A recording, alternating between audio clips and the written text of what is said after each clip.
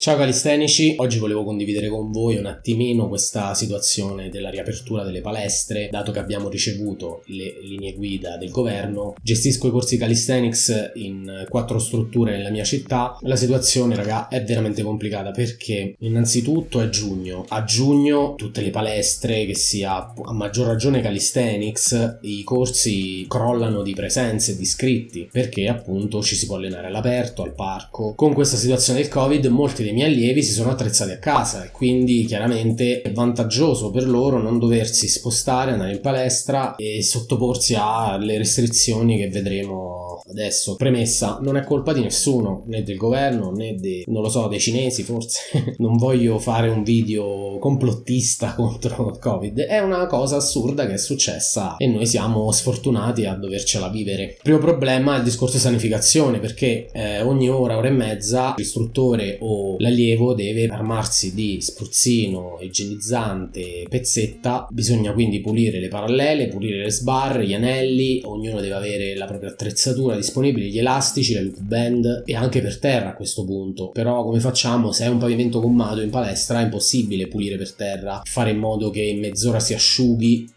In estate magari fa più caldo, forse è più fattibile, però i tempi tecnici è proprio difficile riuscire a mantenere questo standard di sanificazione, e è un macello. Secondo problema è la responsabilità penale o civile, non si capisce, del responsabile della struttura o dell'istruttore, appunto, che deve essere lì a fare, anziché l'istruttore è il cane da guardia, no? Con guanti, mascherina, occhialini, e controllare che non ci sia contatto tra gli allievi. Se qualcuno poco starnutisce, che facciamo? Dobbiamo areggiare la stanza, quindi dobbiamo avere la mascherina sotto al mento, mettercela se qualcuno viene da starnutire o da tossire. Quindi è complicato, perché se poi scoppia un focolaio proprio nella palestra dove noi siamo responsabili, che succede? Cioè non solo siamo lì 7-8 ore al giorno per far recuperare gli allievi, perché io ho decine e decine di persone che hanno fatto abbonamento semestrale annuale e, come è giusto, far recuperare loro il periodo che hanno perso, perché appunto non è colpa di nessuno, né mia né loro, se siamo stati impossibilitati ad accedere in palestra da marzo a giugno. Vedremo. La questione è che ogni persona deve avere un 7 metri quadri di spazio. Sì, si può fare, delimitare le corsie, poi se deve andare in bagno, cioè le persone entrano, si devono cambiare le scarpe, non è chiaro, gli spogliatoi pare si possano usare, adesso io vedo qui utilizzare in palestra apposite calzature previste esclusivamente a questo scopo, che significa che all'ingresso bisogna misurare la febbre, cambiare le scarpe, quindi qualcuno deve vigilare che gli iscritti in palestra si cambino le scarpe, gli indumenti. È più igienico cambiarsi allo spogliatoio, togliersi indumenti magari sporchi, contaminati dall'esterno, e indossare indumenti puliti nello spogliatoio, mettere tutto in una busta dentro una borsa, anche portarlo in palestra, mettere un angolino, e mi viene in mente questo. Però è complicato, ragazzi. Io ho proposto a molti miei allievi di convertire questo periodo che gli rimaneva, magari penso ai ragazzi che hanno fatto l'annuale semestrali con scadenza a fine luglio, questi 4 mesi di convertirne una parte in coaching online. Giugno-luglio facciamo così, con scheda personalizzata, che è il servizio appunto che offro anche ho iniziato a febbraio 2017, quindi 3 anni e mezzo circa. Lo vedo come un buon compromesso, perché così possono andare al parco e allenarsi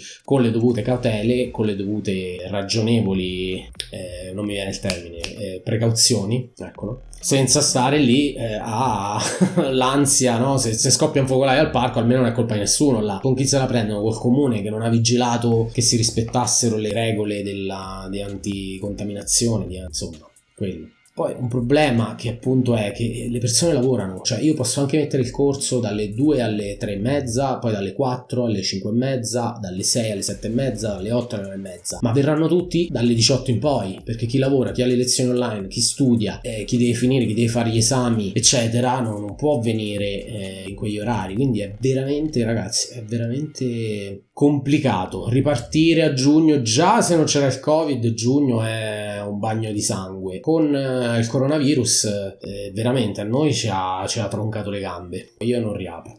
io non riparto, ho preso questa decisione, farò recuperare i ragazzi a settembre, perché sperando che magari ci siano delle restrizioni, ma non così assurde, che ripeto è giusto che ci siano, perché dobbiamo prendere tutte le precauzioni possibili. Purtroppo la coperta è corta, come si dice, non ce la faccio, non me la sento di prendermi questa responsabilità, anche se non è chiaro, anche se probabilmente scoppia un contagio nella struttura dove ho i corsi io, non so fino a che punto poi si potrà procedere penalmente nei miei confronti se dovesse accadere, ma non succederà mai perché appunto non riaprirò. Il punto questo, cioè dopo l'utilizzo da parte di ogni singolo soggetto, il responsabile della struttura assicura la disinfezione della macchina o degli attrezzi usati.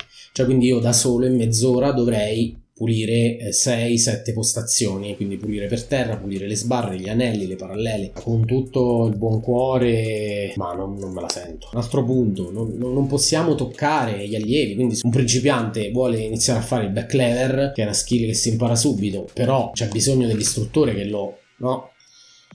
che maneggia il corpo dell'allievo, non potrei farlo, quindi va rivisto anche l'allenamento, cioè dovremmo fare un total body con push-ups, forse trazioni, dip, basta, cioè nemmeno potremmo fare gli esercizi adeguati per i quali un allievo ha pagato un abbonamento per imparare le skills, quindi niente, è un disastro.